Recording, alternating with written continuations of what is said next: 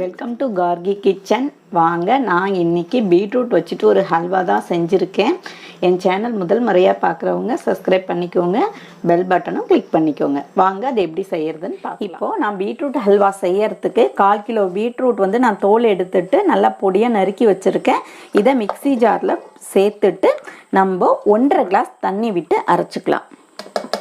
இப்போது நான் பீட்ரூட்டை 1.5 கிளாஸ் தண்ணி சேர்த்து நல்லா அரைச்சி ஜூஸ் எடுத்துட்டேன். அதோட சக்கை நமக்கு தேவையில்லை, ஜூஸ் மட்டும் போதும். அதை நான் விட்டுக்கிறேன்.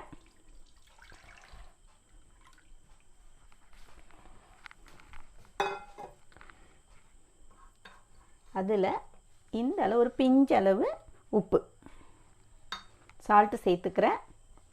இது கரெக்டாக 1/2 கப்பு சுகர், அதுவும் நான் சேர்த்துக்கிறேன். வேணும்னா நம்ம பார்த்துட்டு அப்புறமா சேர்த்துக்கலாம். எப்போவுமே இந்த மாதிரி அல்வாலாம் செய்யும்போது நம்ம நெய் சேர்ப்போம். அதோட கூட கொஞ்சமாக ஒரு இந்த அளவு ஒரு குக்கிங் ஆயில், தேங்காய் எண்ணெய் கூடாது, நம்ம சாதாரண சன்ஃப்ளவர் ஆயிலோ அந்த மாதிரி உள்ள ஆயில், அதுவும் நான் இப்போ சேர்த்துக்கிறேன். நான் 1/4 கப்பு கார்ன்ஃப்ளவர் மாவு எடுத்து வச்சுருக்கேன், அதுவும் இதில் ஒரு கப்பில் போட்டுக்கிறேன். அதே 1/4 கப்பு அளவுக்கு நம்ம வாட்டர் சேர்த்து கரைச்சிக்கலாம்.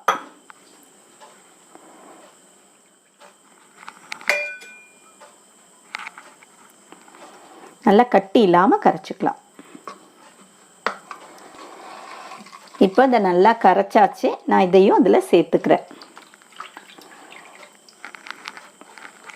இப்போ நம்ம எல்லாமும் இதில் சேர்த்ததுக்கு அப்புறம் தான் நம்ம அடுப்பில் வைக்க போகிறோம்.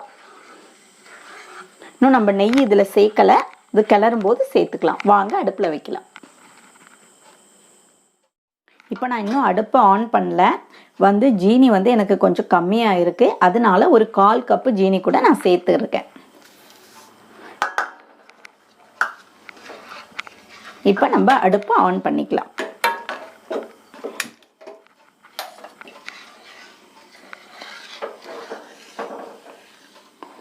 இந்த அல்வா பண்ணுறதுக்கு ரொம்ப நேரம் எடுக்காது, சீக்கிரமாக ரெடி ஆகிடும்.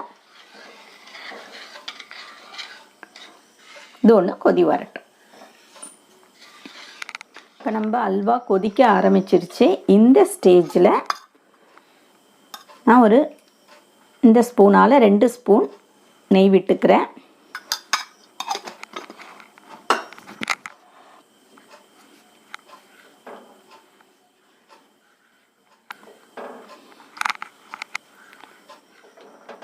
இப்போ நம்ம அல்வா கொஞ்சம் கொஞ்சமாக இறுக ஆரம்பிச்சிருச்சு.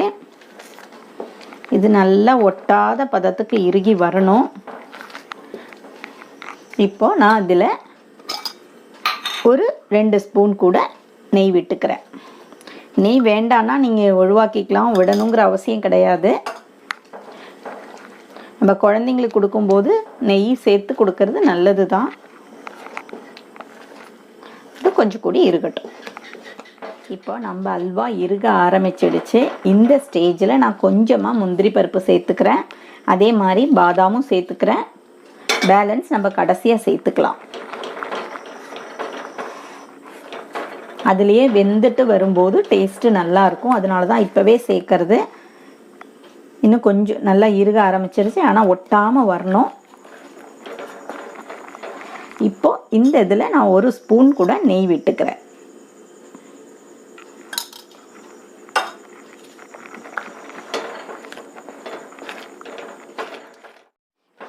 இப்போ நம்ம அல்வா ரெடி ஆகிட்டே இருக்குது.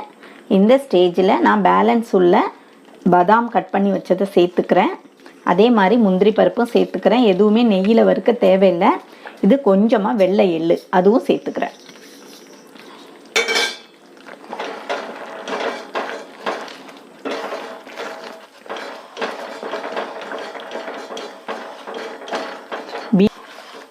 பீட்ரூட்டுக்கே ஒரு தனி கலர் இருக்குது, பாருங்கள் எப்படி இருக்குது கலருன்னு. நம்ம பாக்கி எல்லா ஹல்வாக்கெல்லாம் கலர் சேர்த்து செய்யணும், ஆனால் இதுக்கு தேவையும் கிடையாது. உடம்புக்கும் அவ்வளோ சத்து, இது ஈஸியாகவும் செஞ்சிடலாம். இப்போது நான் இந்த மாதிரி ஒரு கேக் டின்னில் நான் கொஞ்சமாக நெய் தடவிட்டு அதில் எள்ளு, முந்திரி பருப்பு, பாதாம் எல்லாம் தூவி வச்சுருக்கேன். அதில் தான் கொட்டி நான் செட் பண்ண போகிறேன்.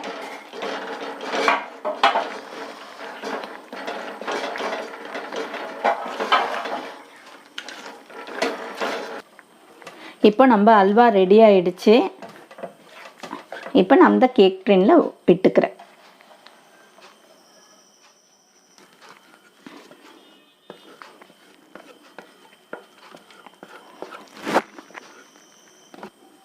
இது இப்படியே இருந்து நல்லா செட் ஆகணும். நல்லா செட் ஆகிட்டு ஒரு 1/2 அன் ஹவர் ஃப்ரிட்ஜில் வச்சுட்டு எடுத்தால் நமக்கு கட் பண்ணுற மாதிரி கிடைக்கும். நல்லா ஆறினோன்னு நம்ம எப்படி வந்திருக்குன்னு பார்க்கலாம். இப்போ நம்ம அல்வா நல்லா ரெடி ஆகிடுச்சு, செட் ஆகிடுச்சு.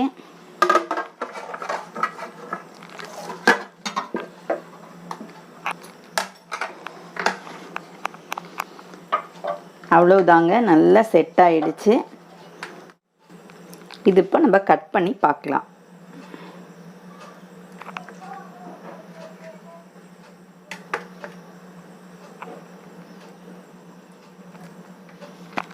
அவ்வளோதாங்க, நம்மளோட பீட்ரூட் ஹல்வா ரெடி ஆகிடுச்சு. இதே மாதிரி இதே அளவுகளோடு செஞ்சு பாருங்கள்.